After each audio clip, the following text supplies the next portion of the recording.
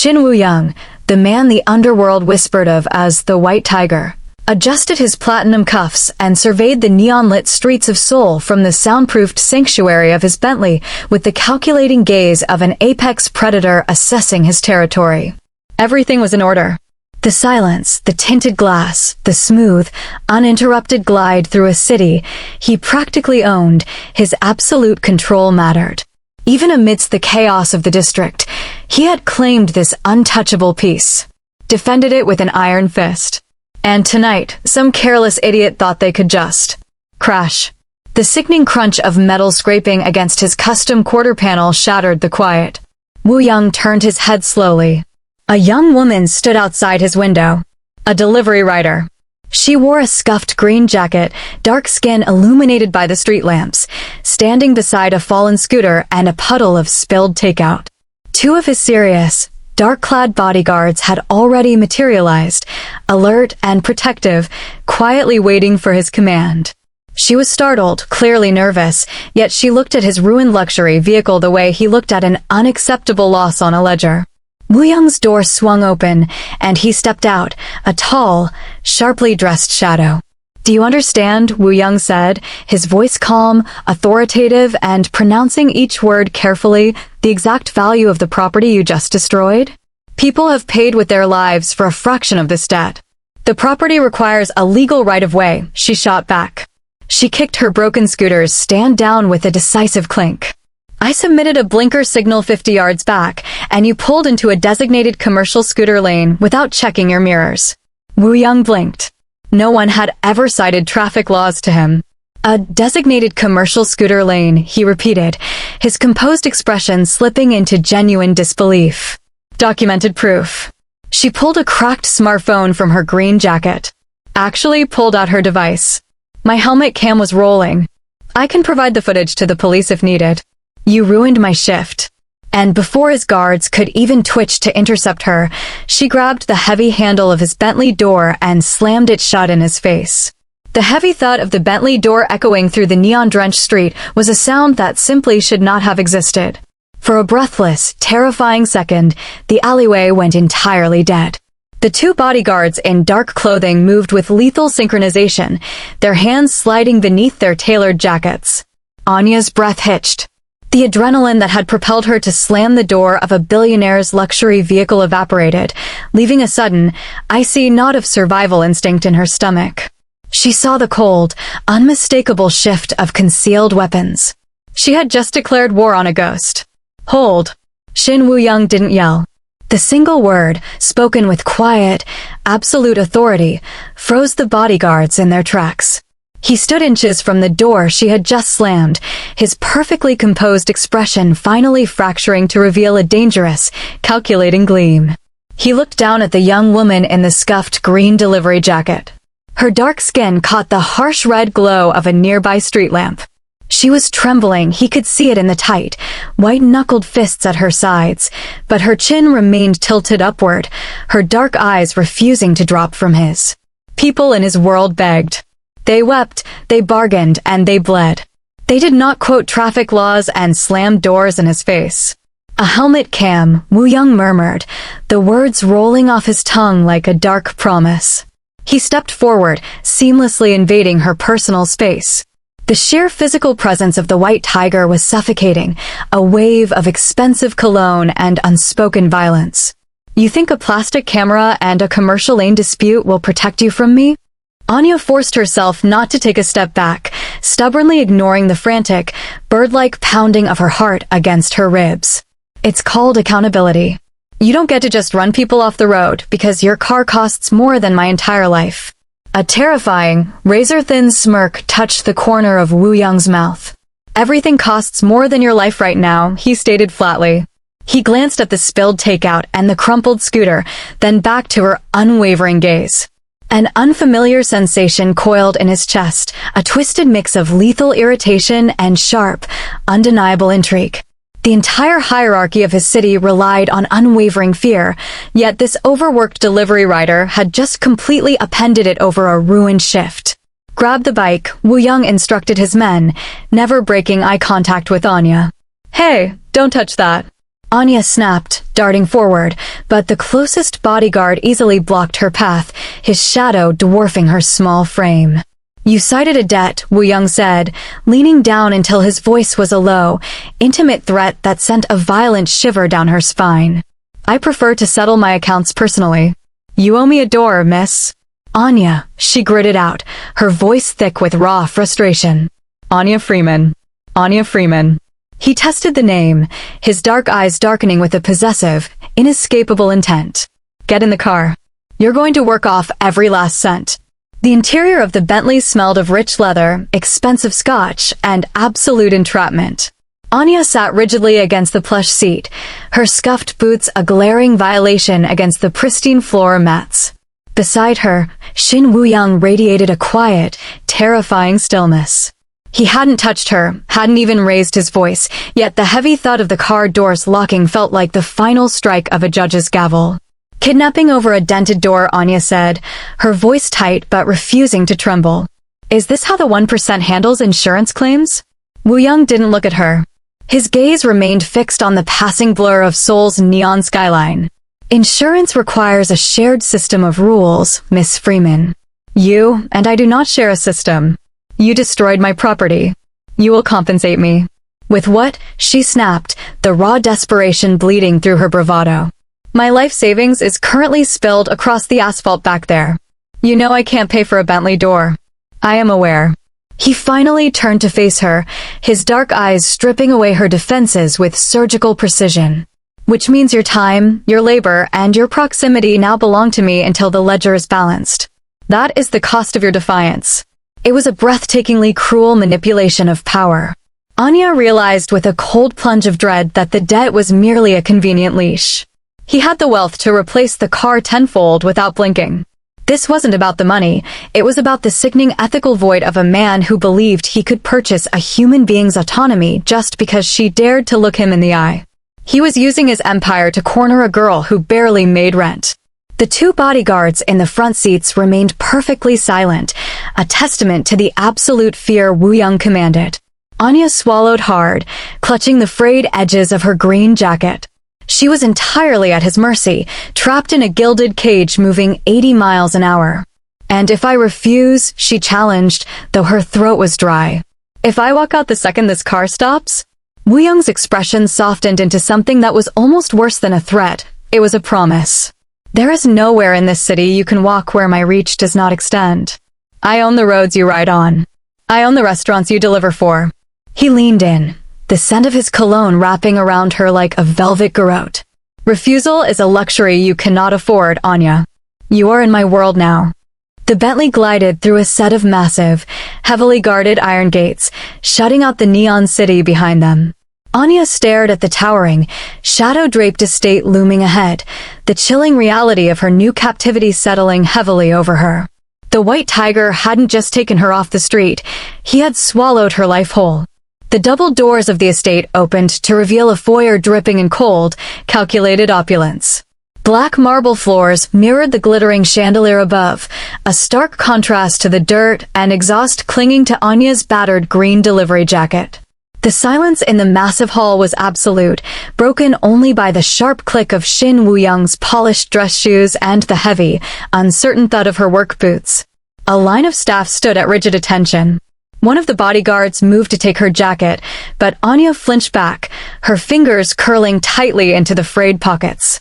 "Don't," she snapped, her voice echoing too loudly in the cavernous space. Woo-Young paused at the base of a sweeping grand staircase, turning slowly. His dark suit absorbed the light, making him look like a shadow carved from the very walls of the estate. He raised a single finger, and the bodyguard instantly stepped away, retreating into the periphery like a well-trained hound. "It is standard protocol to take a guest's coat, Miss Freeman," Woo-Young said, his tone infuriatingly smooth. His gaze swept over the neon green fabric, stained with city grime and spilled takeout broth. "Especially one that has seen better days." "I'm not a guest, and this isn't a coat," Anya shot back, lifting her chin. Her heart was hammering a frantic rhythm against her ribs, terrified by the sheer, isolated wealth surrounding her, but she refused to let him see her panic. "It's my uniform." It means I work for a living, and it reminds me that I don't belong to you. I'm keeping it on. In a world where everyone scrambled to drape themselves in designer labels to appease the white tiger, Anya's stubborn clinging to her cheap, neon armor was a jarring anomaly. The jacket was her anchor to reality. Stripping it off meant surrendering to the fantasy of his control, letting his empire of corruption and blood money swallow her identity. She stood her ground, a single, bright slash of defiance against a canvas of monochromatic intimidation. Woo-Young studied her in silence. He was accustomed to people who broke under the weight of his architecture alone. They shrank. They apologized. They desperately tried to mold themselves to fit his pristine environment. Anya was actively refusing to blend in. She wore her humble roots like a shield, turning the very things he considered weaknesses, her lack of wealth, her lack of status, into an impenetrable barrier of pride. You think wearing the dirt of the streets makes you untouchable here, Woo-Young observed, taking a slow, deliberate step back toward her. The distant amusement in his eyes was gone, replaced by a dark, intense gravity. I think it reminds me of exactly who I am, Anya countered, meeting his gaze without blinking.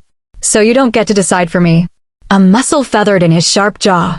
The stark power imbalance remained, but as he looked at the fiercely independent girl in the green jacket, the Mafia boss realized that trying to break her wouldn't just be difficult, it might be entirely impossible. The massive mahogany doors of Shin Woo-Young's private office closed with a heavy, sealing thud that seemed to suck the oxygen from the room. Bookshelves lined the walls, filled with leather-bound volumes and silent testaments to a lifetime of ruthless accumulation. Woo-Young moved behind his sprawling desk, the very picture of absolute authority, and slid a sleek, black folder across the polished wood. Your debt, Woo-Young stated, his voice a low, even baritone that commanded the shadows of the room. Itemized. You will act as a personal courier for my less public enterprises until the value of the vehicle is restored. The terms are inside. Sign it. He expected trembling fingers. He expected tears, or perhaps a desperate plea for mercy. He did not expect Anya to step fully into the light of his desk lamp, ignoring the imposing presence of the two bodyguards flanking the door, and calmly open the folder. Anya scanned the meticulously typed contract, her dark eyes darting across the dense legal jargon. The numbers were astronomical, clearly designed to keep her trapped indefinitely. But instead of breaking under the weight of the trap, a cold, intellectual fire lit up her expression. Section 4, Clause B, Anya said, her voice steady, cutting through the heavy silence of the office. She tapped a blunt, grease-stained fingernail against the crisp white paper.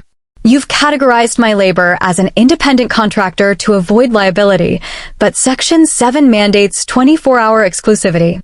Under civil labor laws, that establishes a direct employer-employee relationship, which makes you liable for the hazard pay and medical coverage you explicitly excluded in Section 9. Woo-Young went entirely still. The silence in the room stretched, taut and vibrating. The bodyguards shifted uneasily by the door, unsure of how to react to a hostage negotiating her own extortion. You are citing labor laws, Woo-Young said, the words slow and meticulously spaced, his dark eyes locking onto hers, to the head of a criminal syndicate. I'm citing basic math, Anya shot back, flipping the folder shut and sliding it right back across the mahogany desk. If you want to own my time, you don't get to cheat the ledger to make yourself feel like a legitimate businessman instead of a captor. Fix the hazard pay or I don't sign. You can bury me over a car door if you want to, but I'm not playing a game with a rigged deck. For a man whose entire empire ran on the currency of terror, her outright refusal to be intimidated was completely disorienting. Fear was the only language Woo-Young trusted, yet Anya was speaking a dialect of sheer, unadulterated defiance. She wasn't just surviving his intimidation, she was auditing it. A strange, electrifying tension gripped his chest. The absolute power imbalance he had relied upon moments ago fractured, slipping through his fingers. He looked at the resilient woman in the green jacket, realizing with a sudden, dangerous clarity that her mind was as sharp as any blade he possessed.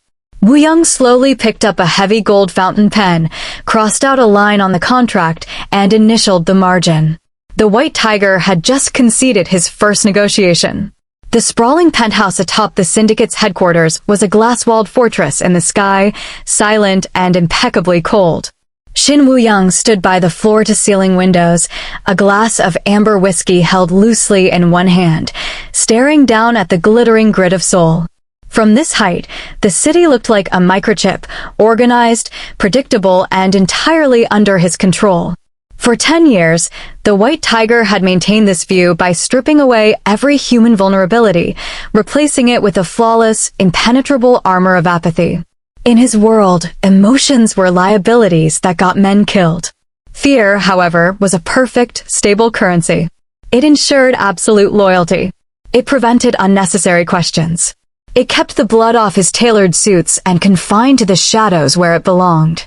He had surrounded himself with men who would take a bullet for him without a second thought, yet he knew with icy certainty that not a single one of them actually cared if he lived or died. They only cared about the power he wielded. He was a king entirely alone in a castle made of terror. But as he took a slow sip of the scotch, the smooth burn failed to distract him from the jarring anomaly currently disrupting his perfectly ordered operation. On the glowing security monitor embedded in his heavy mahogany desk, Anya Freeman was pacing the underground loading bay. Even through the muted, high-definition feed, her scuffed green delivery jacket stood out like a warning beacon against the bleak concrete. She was surrounded by his toughest enforcers, men who broke bones for a living, yet she wasn't cowering. She was aggressively pointing at a shipping manifest, apparently arguing with his lieutenant about the logistical inefficiency of their distribution routes. The enforcer, a man built like a brick wall, looked completely bewildered, periodically glancing up at the surveillance camera as if silently begging for permission to just throw her out. Woo-Young's chest tightened, a strange, unfamiliar rhythm interrupting the steady, deadened beat of his heart. He had brought her into his syndicate to punish her defiance, to crush that vibrant, frustrating spark under the heavy boot of his reality. He had expected her to break, to finally succumb to the silent, suffocating dread that governed everyone else in his orbit. Yet, watching her demand basic respect from seasoned killers without a shred of physical leverage, he realized a terrifying truth. His apathy, the psychological fortress that had kept him alive and untouched for a decade, was utterly useless against her. She didn't want his money, she didn't care about his status, and she violently refused to accept his fear. Woo-Young set his glass down, the sharp clink echoing loudly in the empty, massive room. He had spent his entire reign making sure no one could reach him, but as he watched the delivery rider cross her arms and hold her ground, the White Tiger felt the chilling, exhilarating sensation of his own armor cracking. The air in the subterranean briefing room was thick with tension and the sharp scent of stale tobacco. Shin Woo-Young sat at the head of the obsidian table, his expression a mask of lethal calm as his 3 top lieutenants argued in hushed, urgent tones. A critical shipment of untraceable assets had been intercepted at the harbor, and the proposed solution was a standard, brutal syndicate response. Firebomb the rival transit hub. Send a message written in casualties. Anya stood in the shadows near the door, her scuffed green jacket a jarring splash of color against the slate-gray walls. She was only there to deliver the encrypted ledgers she had spent the morning auditing, a menial task designed to remind her of her crushing debt. Yet, as the lieutenants mapped out a territorial war that would shut down the port for weeks and inevitably catch innocent workers in the crossfire, she let out a sharp, involuntary scoff. The room went dead silent. 3 hardened enforcers turned to glare at the delivery rider, the atmosphere instantly turning violently hostile. "You have something to add, Miss Freeman?" Woo-Young asked, his deep voice cutting through the heavy silence. He didn't look angry. His dark eyes were intensely, dangerously curious. Anya stepped forward, dropping the heavy ledgers onto the polished table with a resounding thud. "You don't need a bloodbath. You need a title chart and a union schedule." The lead lieutenant sneered, stepping aggressively into her space. "Watch your mouth. This isn't a food delivery route." "Stand down," Woo-Young commanded softly. The enforcer retreated instantly, the absolute authority in his boss's voice leaving no room for hesitation. Woo-Young leaned forward, resting his forearms on the table. The gravity in the room had fundamentally shifted. "Explain." "You're planning to assault the East Warehouse," Anya said, leaning over and tracing a grease-stained finger across their glossy tactical map. "But the dockworkers' union strikes at midnight tomorrow. The East Sector gates will be blockaded by picketers, meaning your rivals can't move the stolen shipment out by land anyway. If you wait 12 hours, they'll be boxed into their own loading bay, completely exposed to the morning harbor patrol. You don't have to fire a single shot. Let the city's infrastructure choke them out." The lieutenants exchanged bewildered glances. It was a street-level calculation, a working-class variable completely invisible to men who only understood power, wealth, and intimidation. Woo-Young stared at the map, then slowly lifted his gaze to Anya. The stark, absolute dominance he had wielded over her was dissolving, replaced by a gripping realization of her true worth. She wasn't just a captive debtor working off the cost of a ruined Bentley door. She possessed a brilliant, pragmatic mind that saw the glaring blind spots in his untouchable empire. "Cancel the strike team," Woo-Young ordered, never breaking eye contact with her. He reached out, his platinum cufflink catching the dim light, and pushed the tactical map directly toward Anya. "Show me the rest of the route." The metallic echo of a steel pipe dragging across concrete cut through the low hum of the underground sorting facility. Anya froze, the inventory clipboard slipping slightly in her grasp. Down the dimly lit corridor, a terrified dock worker was forced onto his knees, his hands pinned flat against a shipping crate by two enforcers. Shin Woo-Young stood on the elevated steel catwalk above them, watching with the cold, detached gaze of a god demanding a sacrifice. The worker had lost a minor shipment. In the White Tiger's empire, incompetence was paid for in bone. The enforcer raised the heavy pipe. "Stop." Anya's voice cracked like a whip, startling the hardened men. Before her own survival instincts could scream at her to stay back, she was moving, her scuffed boots pounding against the concrete until she thrust herself between the enforcer and the trembling worker. Silence slammed into the cavernous room. The enforcers looked up at the catwalk in shock, waiting for the inevitable order to remove her, violently. Woo-Young's hands tightened on the steel railing.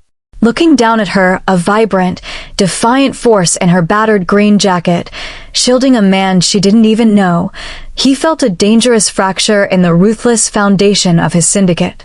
"Step aside, Anya," Woo-Young warned, his voice a low, lethal rumble that vibrated through the facility. "No," she said, tilting her head back to meet his pitch-black stare. Her dark skin was pale with adrenaline, but her jaw was set. "Breaking his hands is bad business. You lose a trained driver and gain a liability. You want compensation for the lost shipment?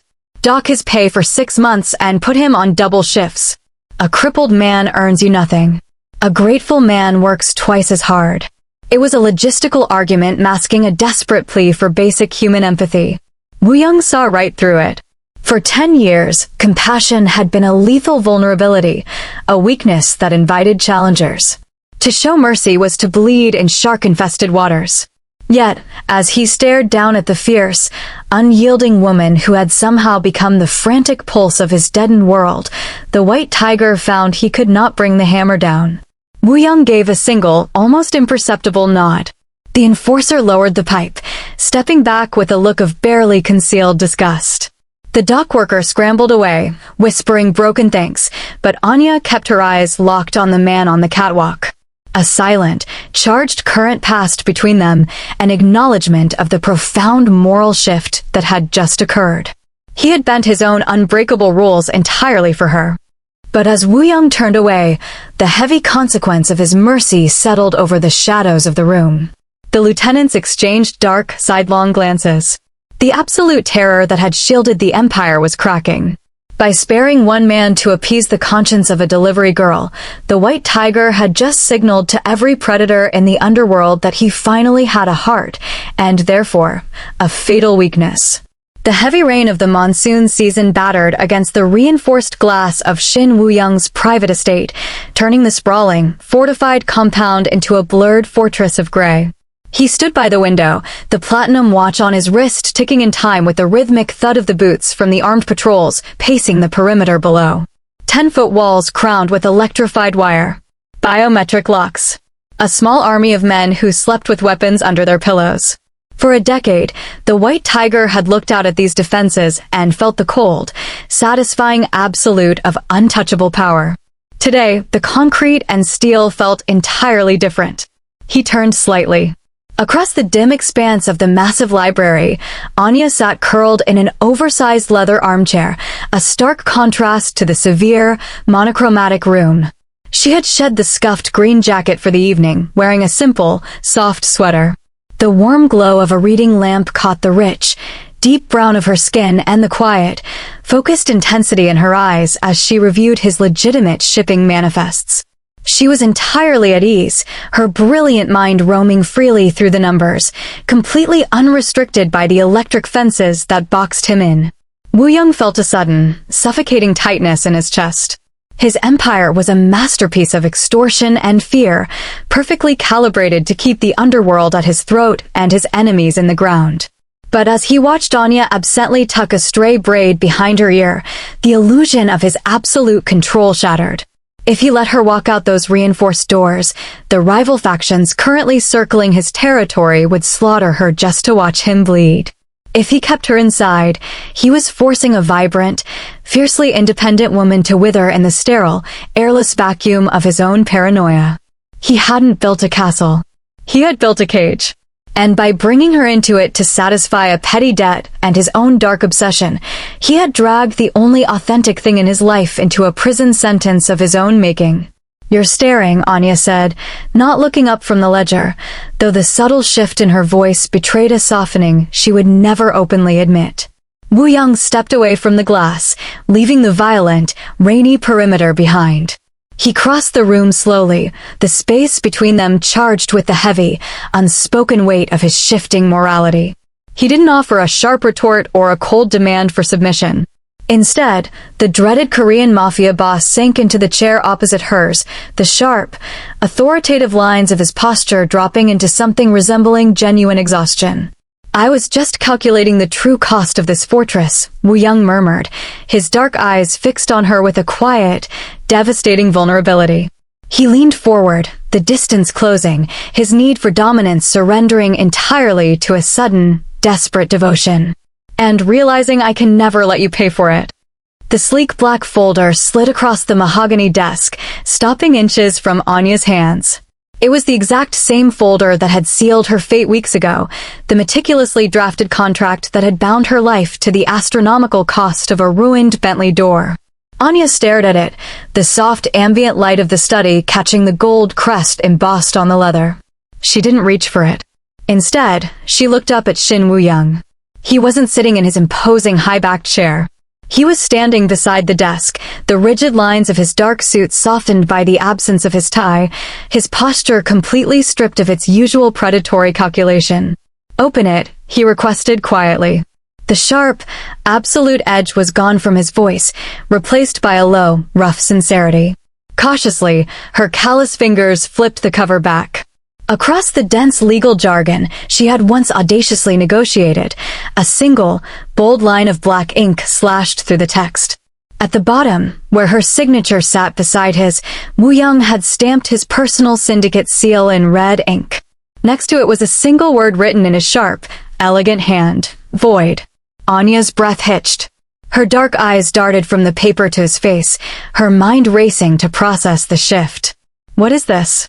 "It is exactly what it looks like," Woo-Young said, closing the distance between them until he was standing just an arm's length away. "Your debt is cleared. The ledger is balanced." "I haven't paid off even a fraction of what I owe you," she argued, the fierce independence that defined her refusing to accept unearned favors, especially from the White Tiger. "I don't need your pity, Woo-Young." "It is not pity," he replied, his voice dropping to a devastating whisper.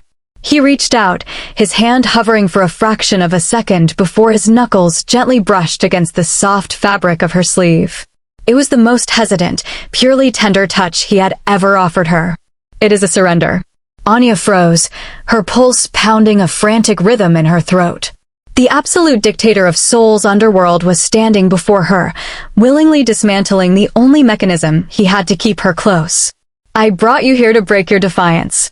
"To own you," Woo-Young confessed, the dark truth of his past intentions laid bare between them. He looked down at the voided contract, a heavy shadow crossing his features. But keeping you tethered to me by force means tying you to a target. My world is a fortress, Anya, but it is also a graveyard. I will not watch you get buried in it, because I was too selfish to let you go. He took a slow, deliberate step back, putting physical space between them to grant her the ultimate power of choice. The gates will open for you. You are free. The stark power imbalance that had defined their collision finally shattered into a million irreversible pieces. Anya looked at the terrifying Korean Mafia boss, seeing past the Ruthless legend to the man underneath, a man who was choosing her safety and autonomy over his own desperate, consuming obsession. She didn't reach for her coat. She didn't turn toward the door. Instead, Anya stepped forward, deliberately closing the space he had just created, choosing to hold her ground not as a captive, but as an untouchable equal. The neon-soaked alleys of Itaewon felt entirely different when you were no longer invisible. For years, Anya had been just another blur in a scuffed green jacket, weaving through the city's underbelly unnoticed to make her deliveries. But tonight, as she stepped out of her old, cramped apartment building with a small duffel bag of her remaining personal items, the shadows seemed to possess teeth. Shin Woo-Young had begged her not to go. The White Tiger, a man who commanded legions and ruled through absolute terror, had actually asked her, his voice tight with an unfamiliar dread, to let his men handle it. But Anya, fiercely clinging to the independence she had just reclaimed as his equal, had insisted on closing the final chapter of her old life herself. He had compromised by sending a heavy security detail, but even their imposing presence couldn't dispel the icy prickle of danger at the back of her neck. The Underworld had eyes, and they had seen the impossible. The ruthless king of Seoul had shown mercy. Whispers of the delivery girl who stood up to the White Tiger had spread like wildfire, painting a massive, glowing target squarely on her back. In a syndicate that viewed emotional attachment strictly as a fatal liability, Woo-Young's devotion had signaled a profound, exploitable weakness. A sleek, silver sedan slithered around the corner, its high beams cutting aggressively through the evening mist. It didn't belong to Woo-Young's meticulously curated fleet. Anya's instincts, honed by years of gritty street survival, screamed a warning before the first tinted window even rolled down. "Get down," she yelled, dropping her duffel and throwing herself behind the thick, steel frame of a commercial dumpster. The deafening roar of automatic gunfire shattered the humid night. Concrete exploded into violent plumes of dust where she had been standing a fraction of a second prior. Woo-Young's bodyguards reacted with terrifying speed, returning fire and instantly forming a tactical shield around the alley entrance, but they were vastly outgunned. Two more unmarked vehicles screeched into the narrow street, boxing them in. The doors slammed open to reveal heavily armed enforcers from a rival faction. "Flush her out," a brutal voice echoed over the chaotic gunfire. "The tiger bleeds if she dies." Anya pressed her back against the damp brick wall, her heart hammering wildly against her ribs. She wasn't just a casualty in a random territorial dispute, she was the ultimate prize. The rival bosses didn't care about her, they cared about the unprecedented power of Woo-Young's affection. They intended to use her to tear his empire to the ground. A heavy boot crunched on the broken glass, nearing her hiding spot. Anya scanned the dark alley, her dark eyes locking onto a discarded, heavy iron pipe near the wall. She was terrified, but the trembling in her hands was quickly eclipsed by a surge of pure, unapologetic defiance. She refused to be the weakness that toppled him. Grasping the rusted metal, she braced herself in the shadows, ready to fight for the life and the man she had chosen. The vibrating buzz of the encrypted phone on the mahogany desk sounded like a death knell. Shin Woo-Young answered it before the second ring. The voice of his lead bodyguard on the other end was breathless, punctuated by the sharp, chaotic crack of automatic gunfire. "Boss, it's an ambush. Itaewon." They hit the detail. The heavy crystal tumbler in Woo-Young's hand shattered, amber whiskey and jagged glass raining over the imported rug. He didn't feel the deep cut slicing into his palm. He felt nothing but a blinding, apocalyptic rage. "Anya?" His voice was a terrifyingly quiet rasp, stripped of its polished, billionaire authority, leaving only the raw, unchecked desperation of a man staring into the abyss. "She's pinned in the alley. We're severely outgunned. It's the Viper faction. Hold the line. I am coming. Woo-Young dropped the phone. The White Tiger, the untouchable phantom of Seoul's underworld, was suddenly suffocating. As Anya had transitioned from his captive debtor to the brilliant, fiercely independent center of his universe, he had meticulously begun dismantling the bloodiest parts of his syndicate. She was a beacon of uncompromising resilience, and he had desperately wanted to be a man who could stand beside her without casting a monstrous shadow. He had craved redemption. He had wanted to build a life where she didn't have to look at his hands and see a graveyard. He moved to the hidden vault behind his bookshelves, his jaw clenched so tightly it ached. Entering the biometric code, the heavy steel door swung open, revealing the cold, oiled metal of his tactical arsenal. This was the agonizing price of protection. His desperate desire to be a better man had made him hesitate. His newfound empathy, the very thing her unyielding spirit had coaxed out of his deadened chest, had been interpreted as weakness by his enemies. By trying to wash his hands clean, he had left the woman he loved entirely exposed to the wolves. He strapped the shoulder holster over his tailored suit, the familiar, heavy weight of the firearms settling against his ribs like a bitter old friend. The internal clash tore at his conscience. If he walked out that door and slaughtered the rival faction, he was fully embracing the ruthless, irredeemable Mafia instincts he had sworn to leave behind. He would become the monster again. But as the image of Anya, stubborn, brave, and fighting for her life in a bullet-riddled alley, flashed in his mind, the moral conflict evaporated into pure, lethal clarity. Being a righteous man meant absolutely nothing if it cost him her life. He would gladly burn his own soul to ash if it kept her breathing.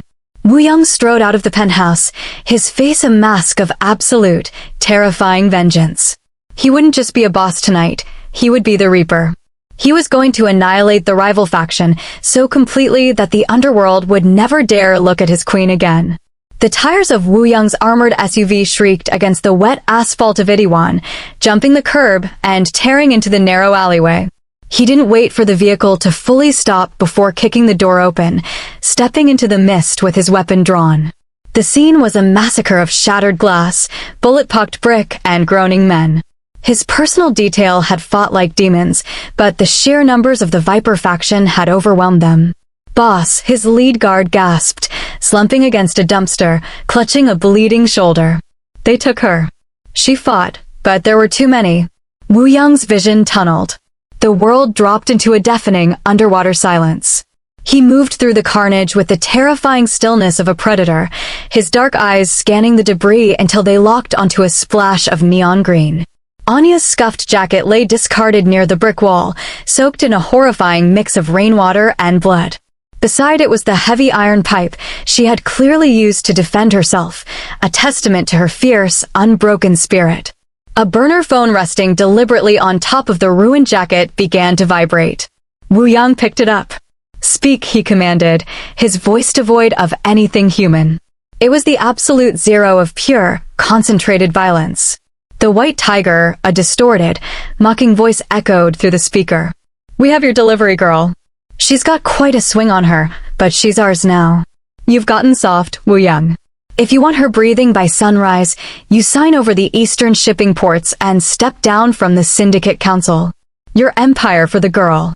For a decade, Shin Woo-Young had sacrificed his soul, his peace, and countless lives to build his untouchable kingdom. The ports were the crown jewels of his operation, the very foundation of his absolute power. A rational boss, a true Mafia king, would never surrender his territory for a single life. It was tactical suicide. It was the end of his reign. Woo-Young looked at the blood on the green fabric. He remembered her audacious defiance in his office, the warmth of her dark skin in the glow of his study lamp, and the way she had looked at him not as a monster, but as a man worthy of true partnership. The stark power imbalance that once defined them was gone. She was his equal, and she was the only thing in his cold universe with genuine value. "Take the ports," Woo-Young said, his voice a low, lethal promise that made the line crackle with tension. "Take the council seats. Take every inch of territory I own. But hear me clearly, if you have harmed a single hair on her head, I will not just take my empire back. I will peel the flesh from your bones and salt the earth where your faction sleeps." He ended the call, crushing the cheap plastic phone in his grip until it splintered. The White Tiger had made his choice. The empire was meaningless, and he was going to burn the city to ashes to bring his queen home. The abandoned shipping warehouse at the eastern port smelled of brine, rust, and impending death. Inside, Anya was bound to a steel structural pillar, her breath coming in ragged, painful gasps. The Viper faction had not been gentle when she fiercely refused to record a pleading video for their ransom demands, but she had kept her jaw clamped shut, staring at the cracked concrete with unyielding defiance. She understood the brutal mechanics of Shin Woo-Young's world now, and she knew that showing fear only fed the wolves. Suddenly, the massive bay doors didn't just open, they blew inward in a deafening, blinding eruption of fire and twisted metal. The heavy rain of the monsoon spilled into the warehouse, and with it came the White Tiger. He didn't walk in like a billionaire boss negotiating a territorial treaty. He moved like a localized natural disaster. The moral conflict he had wrestled with, the desperate desire to wash his hands clean and be a better man for her, had not been abandoned. Instead, it had been refined into a terrifying, righteous precision. He wasn't unleashing his wrath for greed, pride, or empire. Every trigger pull, every brutal, calculated strike that dropped a Viper enforcer before they could even raise their weapons was an act of pure, unfiltered devotion to the woman bleeding on the warehouse floor. He was weaponizing the darkest, most lethal depths of his power strictly to protect the innocent. Gunfire illuminated the cavernous space in violent strobe flashes. Anya watched through a swollen eye as Woo-Young tore through the men who had taken her. He was a reaper of vengeance, his ruined suit absorbing the blood of his enemies, his expression carved from absolute zero.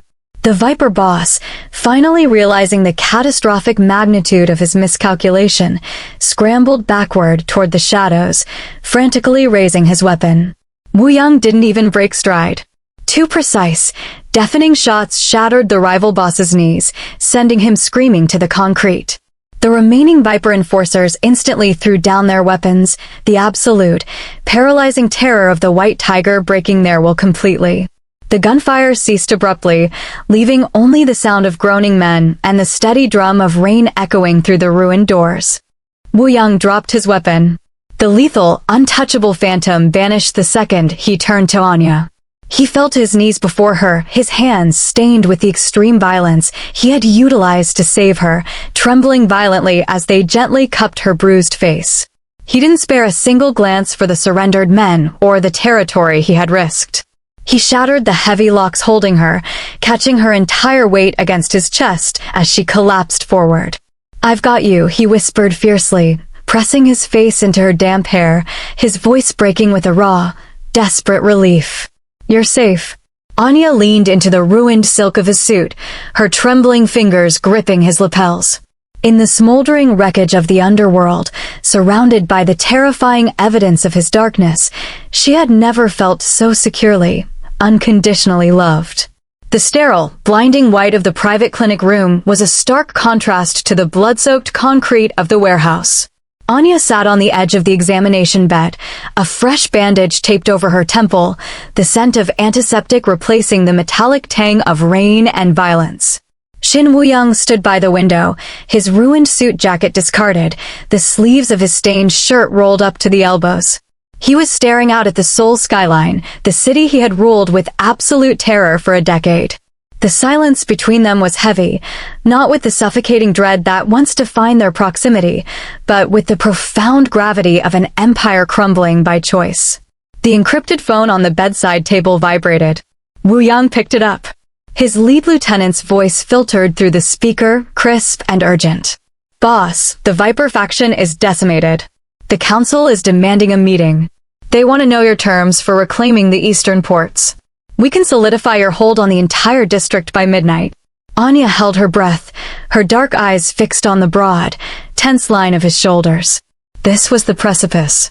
With a single command, the White Tiger could step right back onto his throne, his terrifying legend only amplified by the massacre he had unleashed to save her.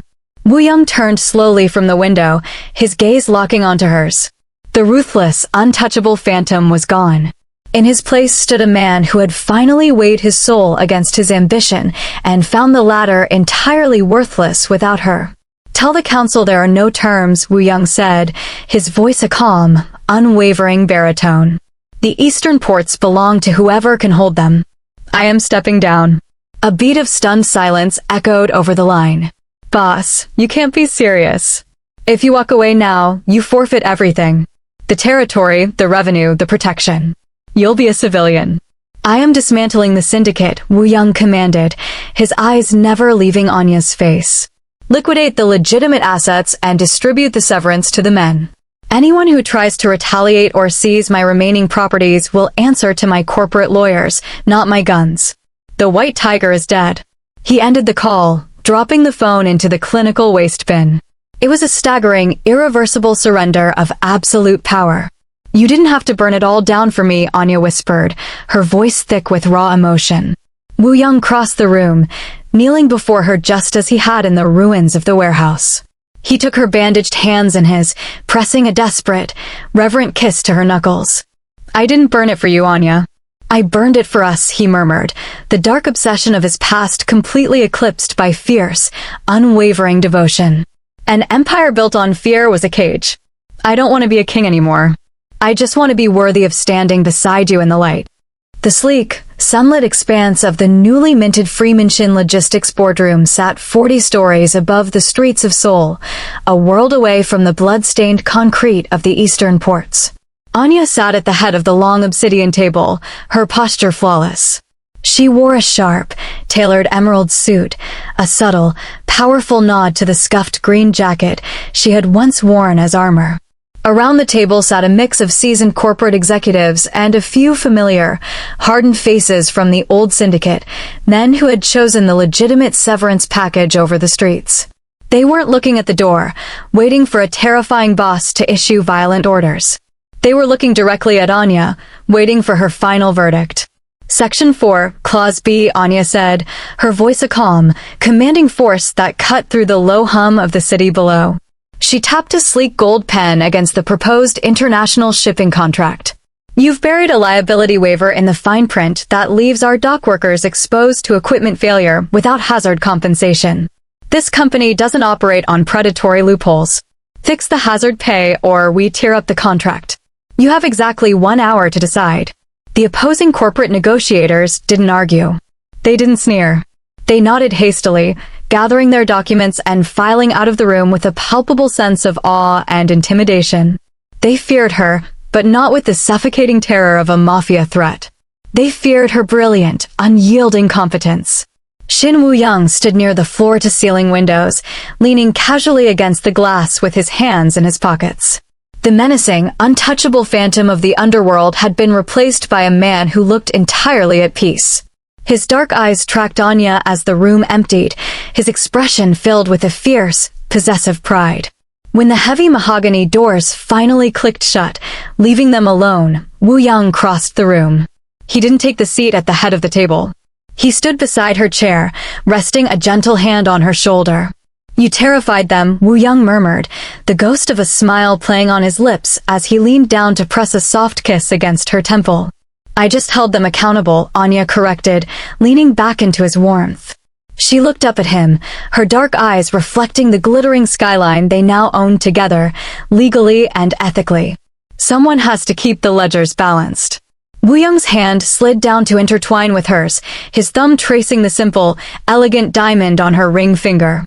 The stark power imbalance that had sparked their violent collision was a distant memory. The White Tiger had surrendered his crown, only to watch the delivery girl forge one of her own. She was no longer a captive, and he was no longer a monster.